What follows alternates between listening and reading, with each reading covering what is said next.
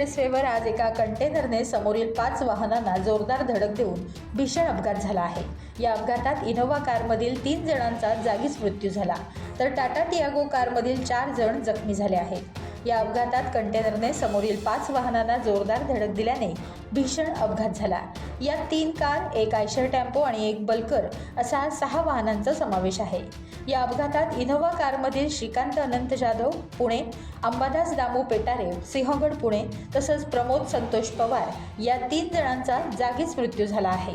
तर टाटा टियागो कारमधील स्वप्नील नामदेव भुजबळ, नवनाथ भुजबळ, अक्षय गायकवाड आणि भानुदास गायकवाड तसंच कंटेनर चालक अवधेश यादव हे जखमी झाले आहेत। तर या अपघातातील 6 वाहनांचा अक्षरशः चक्काचूर झाला आहे। मिळालेल्या माहितीनुसार मुंबई पुणे एक्सप्रेसवेवरून चालक अवधेश यादव हा आपल्या ताब्यातील कंटेनर घेऊन पुण्याहून मुंबईकडे जात असताना तो बोरघाटातील खोपोली एक्झिट जवळ आला आणि तिथे आला असता चालकाचे कंटेनरवरील नियंत्रण सुटले।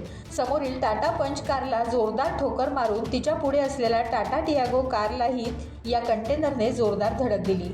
पुढे टाटा टियागो कारच्या पुढे असलेल्या आयशर टेम्पोलाही या कंटेनरची धडक बसली। टाटा टियागोच्या पुढे असलेल्या इनोव्हा कारवर हा कंटेनर पलटी झाला आणि पुढे असलेल्या बल्करलाही पाठीमागून जोरदार धडक बसली।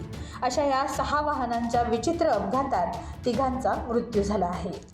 टाइम्स डिजिटलला लाईक करा, सबस्क्राईब करा, शेअर करा आणि बेल आयकॉन दाबायला विसरू नका। पाहत रहा टाइम्स डिजिटल।